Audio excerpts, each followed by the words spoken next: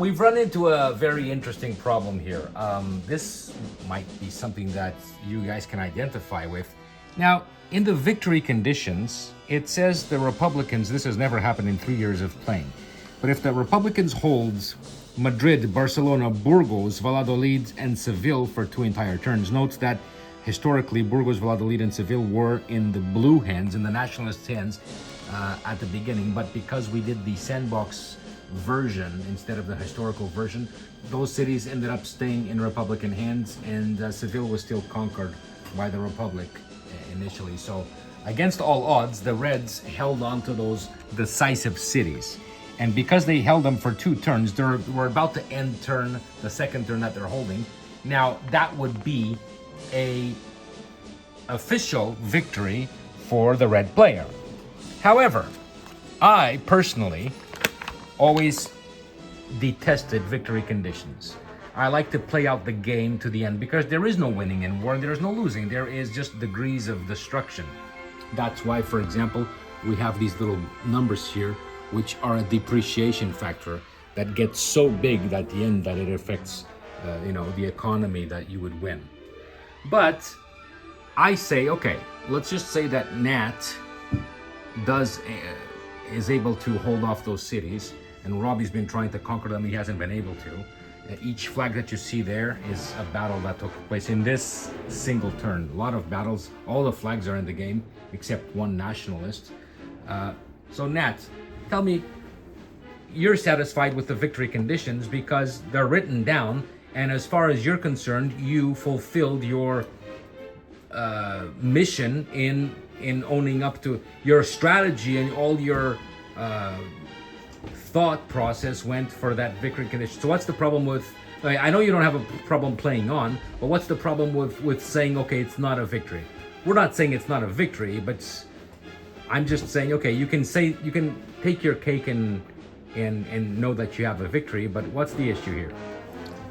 Number one, with a war, you can correct me if I'm wrong, but the point is to end it as decisively and quickly as possible. Now, if no matter what the conditions are, you're always going to play through the end, then you're not really living out the actual historical experience of trying to end a war, end a rebellion quickly. That's correct, yes. Number two, in many wars, economically, the game is, for lack of a better term, stacked against another player. In the sense, the Blues, only as time progresses, it will get better and better for them economically, and it will get worse and worse for the Republicans, and economically, the longer you play out. So if you always play to the end, there will be no decisive moves, and you will always end up just being a game of endurance. And you playing to the end will increase the chances of what actually happened in war, or, for lack of a better term, the odds determining it. The red side in this civil war has an 80% chance to lose. Blue side has an 80% chance to win. Now, More or less.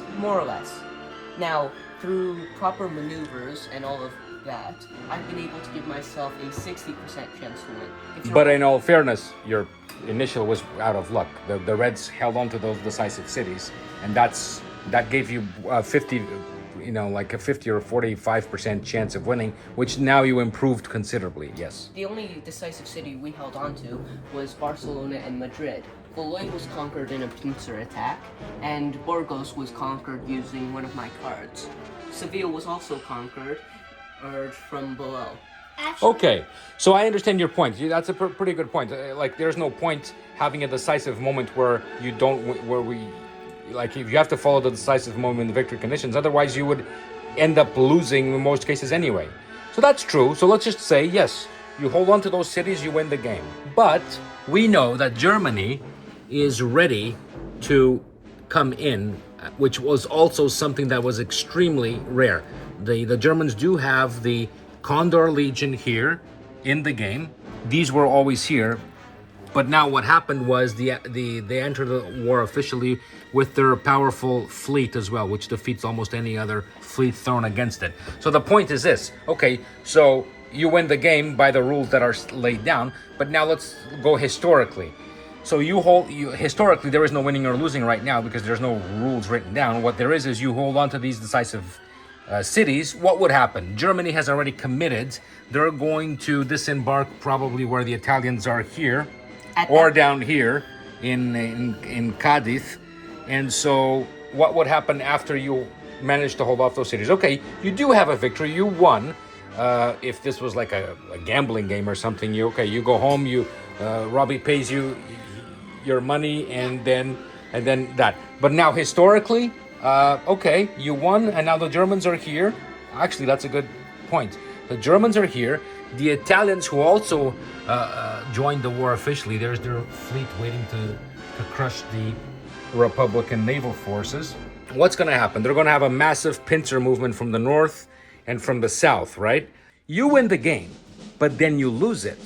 And this has happened historically. For example, I was about to say, in reality, what would happen if we were just going off, what would happen is it would end up being basically, I would have taken over, and then it would have been a war with Italy and Germany against Spain. Well, not really, because there's still several parts of the country that are still in nationalist hands. But then that rebellion would rise up. Say we played through the end, but then right after the 15th turn, Germany entered the war. What would just have been the case is the country would have taken over, and there would have still been these rebels, for lack of a better term. Not even rebels necessarily, but also the actual people. In a book like the Victoria's Counter-Revolution shows that the people in the countryside and were mostly on the nationalist side. But go on, yes. The people in the countryside. Say we were to do that, and the Germans entered in round 16 after we had it. If you're just going by the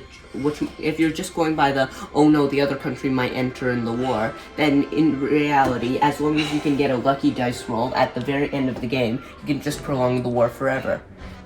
No, you can't actually, because the level of destruction that happens to the country, I mean, sure, the foreign forces could still be pumping in more money into it, but eventually they stop financing a war in a country that's so destroyed that it can't produce anything. So no, that's not really the way it is. All we're discussing here is, should the war end right now? Well, of course the game can end anytime you want, but in reality, if you were head of a government or commander-in-chief, which the Republic really didn't really have, but the nationalists did, Franco, you didn't have a chance to, okay, I won. You'd be screaming in Madrid, jumping up and down, saying you won, and yet Hitler is coming from the south and Mussolini from the north, and then you can win as much as you want. Now, let me just end this discussion with this. In reality, things like this happen in the sense that the Korean War in 1950, MacArthur did a landing in Incheon. He cut off the supply lines of the North Koreans. And then he advanced completely northward all the way to the border of China, to the Yalu River. And then, effectively, the war was practically won. And in the last minute, I think it was just before Christmas, the Chinese entered the war with, I don't know, millions of troops. I have to look that up. But they entered the war. And in the movie MacArthur with Gregory Peck, he actually says, in doing this, the Chinese have violated all the rules of war. That's like him saying, in doing this, I won the game, but now they have violated because I didn't actually win. So that's why war never really ends in that sense. But who's to say that in a war, or say you technically won the war or whatever, or say I won the war in a more substantial way, like taking over the ports or a different victory condition, that wouldn't stop or prevent the Italians from entering a war that exactly. We'll never know, right? Exactly. That just could as easily could have stopped the Italians or Germans, less likely the Germans, from entering the war. That's true. Or that has already been won. That's already been announced. It's like I said, once Hitler commits, he's not gonna go anywhere. He's gonna go all the way. But Mussolini would have likely stepped out. I'm not sure. If Hitler was there, actually, Mussolini would have stayed because he didn't want to be the first to leave. That's the thing. So there would have been a synergy of the fascist powers where they both would have continued. But that's a good point. We don't really have a conclusion, but you certainly have points that we didn't think of the reasons for the victory conditions. And I agree, there are reasons. Otherwise, the game is prolonged. But let's just put it this way. I just like war and destruction, and so I hate ending the war, and I like it to go until the bitter end. So what kind of player are you, basically, is what we're asking. Yes, Robbie? Here's my argument. In that case, if all the ports were blocked, Italy and Germany wouldn't be able to get in because all the ports would be blocked. They could come in through Portugal very easily, and they could go aircraft like they originally did here. Yeah, but used to say, as my brother said that Spain also took Portugal.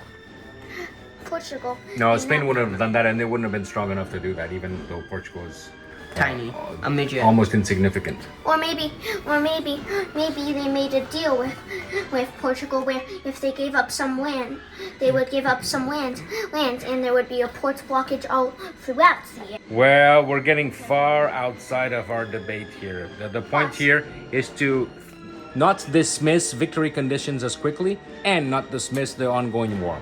If you are making it so no matter what you're playing to the end, you turn this from a strategic game of chess to merely a game of endurance. That's exactly what a war is.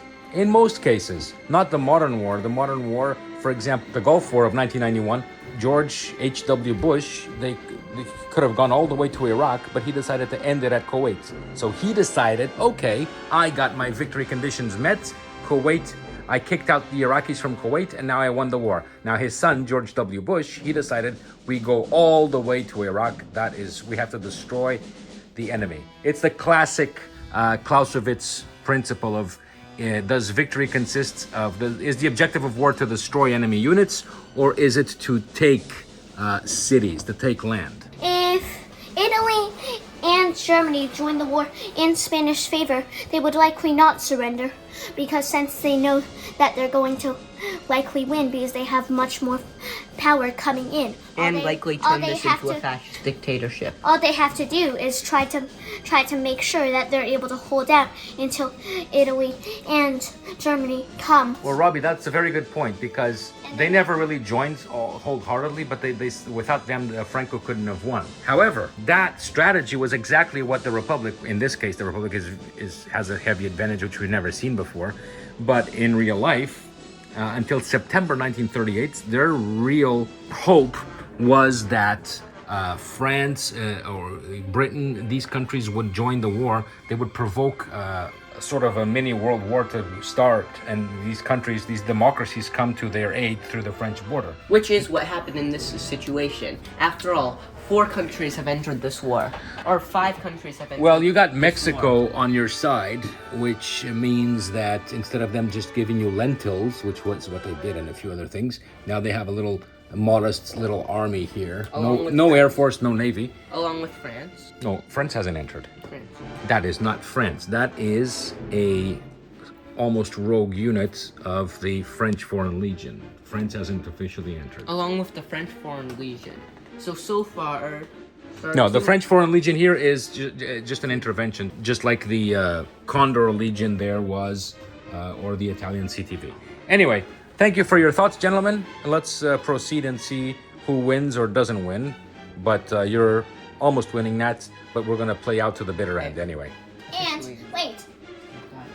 Even if and for example Nat's thing when it ended up where I nearly lose, just like the Korean War, there's a chance that it goes back to normal, completely back to normal, and then since the Spain, my team, the Blues on Spain's team, the Spanish Blues on my team, The nationalists have so much more money and firepower from the previous thing. They could take it all over again because then Spain is on some. Well, both of the blue and the red side have canceled each other out, really. So they wouldn't have money in that sense. But it becomes then who has who in the that is supporting these both sides will have more money to throw in. And right now, it would be with the Blues because it's Italy and Germany that have that are committed. These other sides, the Soviet Union joined, then that would be the case. What if I say, as the nationalists, take back the cities, but it's after the victory conditions? If I take back the cities after the victory, That's the whole point we're discussing, after Robbie. thing, Robbie, wouldn't it make it so that that's peace doesn't win? redundant.